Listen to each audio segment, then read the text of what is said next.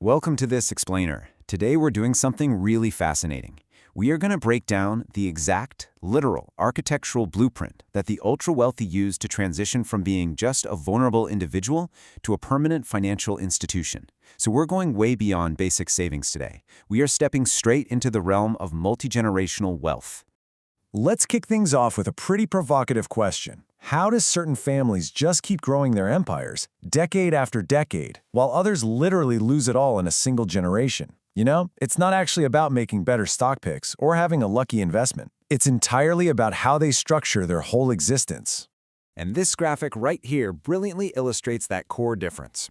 Over on the left, we've got the individual. And individuals, well, we're vulnerable. We pay taxes on our income, we can get hit with personal lawsuits, and eventually we die, which triggers estate taxes. But then look at the right side, the institution.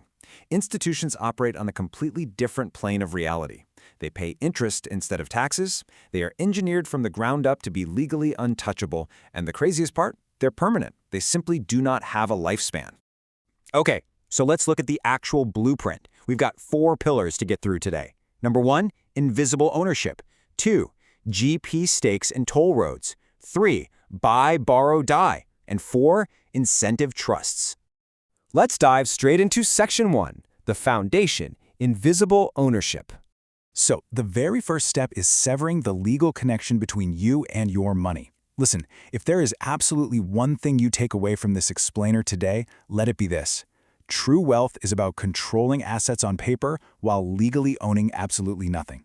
Think about it. You don't own the super yacht or the massive art collection. The company does. Because when your name isn't physically on the deed, the legal and financial liabilities of the real world just can't attach to you. Right, so how do they actually pull off this separation? Primarily, it's done through a trust.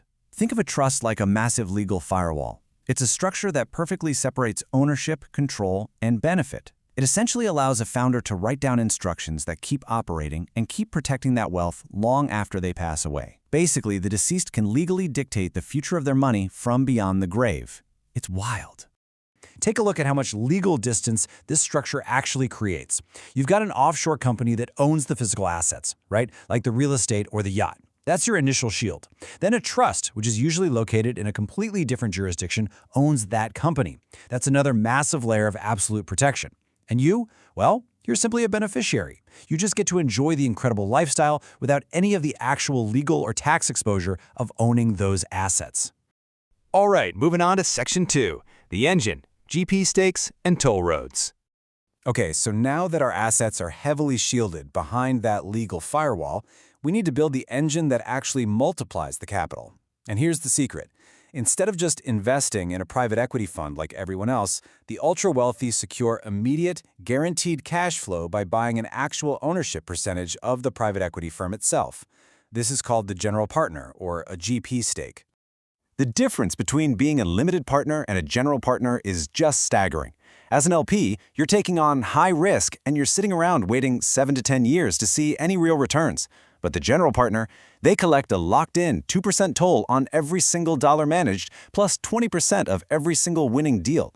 By buying a GP stake, you entirely bypass the waiting game and just collect a massive fee, totally regardless of what the market is doing. Basically, the wealthiest people on Earth no longer want to play the game. They want to be the house. Sovereign wealth funds and ultra-rich family offices are literally pouring over $100 billion into these GP stakes right now, because it's essentially the ultimate infinite return machine. You are literally taxing the global flow of capital. It's genius. Okay, up next is Section 3, the fuel, buy, borrow, die. With our engine running and generating all this massive paper wealth, we have a new problem. We need to extract usable cash to actually live on without triggering a massive tax bomb. Enter what I like to call the free money loophole of the rich. Buy, borrow, die. It's a simple 3-step process.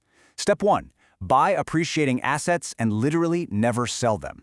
Step 2, borrow against those assets for your daily liquidity. And Step 3, die and completely reset the cost basis for the next generation. This lets you use your entire portfolio as a collateral for low-interest loans, all while your investments just keep compounding in the background. Totally untouched. Let's break down the math here, because it's honestly mind-blowing. Let's say you need $5 million in cold, hard cash. If you sell $10 million in stock to get it, boom, you trigger roughly $1.8 million or even more in taxes. But if you just borrow $5 million against that exact same stock, you get your cash with zero, absolutely zero tax liability. Because of course, you don't pay taxes on debt, but you can go out and spend it exactly like income. And then, when that third step is finally triggered by mortality, we encounter this frankly magical tax law called the step-up in basis. This rule dictates that the cost basis of an inherited asset just resets. It magically resets to its exact market value on the day the original owner dies. This completely wipes out decades, literally decades, of taxable gains. It allows the next generation to inherit the whole fortune tax-free, the debt gets settled by the estate, and the cycle just begins all over again. Finally, Section 4, the governance, incentive trusts. So we have the money safely growing, and we know exactly how it passes down tax-free. But now we have to install a governance system so that basic human emotions don't accidentally blow the whole thing up. Look at this terrifying statistic. 70% of wealthy families completely lose their fortune by the second generation. And by the third generation, 90% of it is gone. It just vanishes. And this happens due to a complete lack of preparation, zero discipline, and just the sheer crushing weight of sudden wealth. To fix this, to solve what they call the shirt sleeves to shirt sleeves curse, founders use what are called incentive trusts. They literally engineer human continuity by attaching incredibly strict behavioral conditions to the money. So heirs might be required to actually graduate from college, or maintain full-time employment, or sign a super strict prenuptial agreement. Sometimes the trust will literally only provide dollar-for-dollar income matching based on what the heir actually goes out and earns themselves. You see, because money just amplifies who you already are, these legal structures act as a mandatory behavioral tool.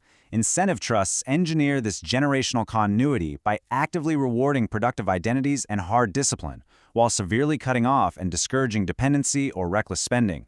The trust itself becomes the strict disciplinarian so the wealth isn't squandered. Watch how this all builds across the eras. It's truly fascinating. In Generation 1, the founder builds the machine. Then, in Generation 2, the trust structures step in to enforce the discipline when the founder is gone. And by Generation 3 and beyond, the wealth is just operating as a permanent, self-sustaining institution. The goal fundamentally shifts from just enjoying some personal wealth to extending the lifespan of this entire complex system across, literally, centuries. Knowing that the ultra-rich build these carefully governed institutions instead of just, giant bank accounts, it completely changes how you view wealth, doesn't it? So I want to leave you with this final, really important thought to chew on. What are you building today that is actually worth protecting? What are you creating right now that deserves to survive you? Thank you so much for joining me for this explainer, and I really hope this totally changes how you think about building your own future.